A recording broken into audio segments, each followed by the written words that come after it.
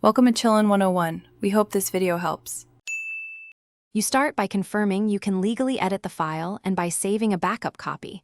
Once done, open the presentation and go straight to File Info.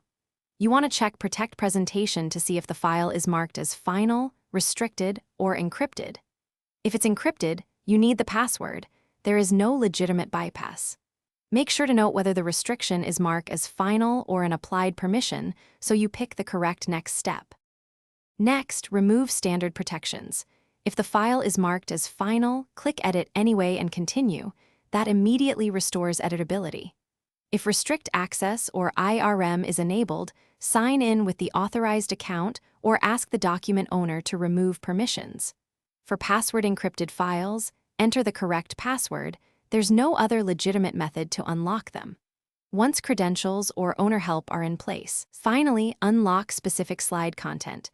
If elements are fixed by the master, go to View Slide Master and make your edits there, then close the master view.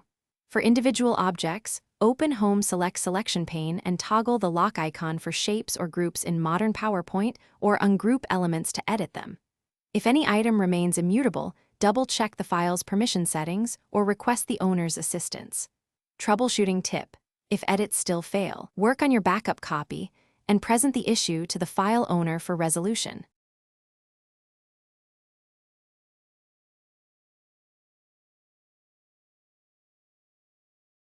Thanks for watching. Consider subscribing if we helped you.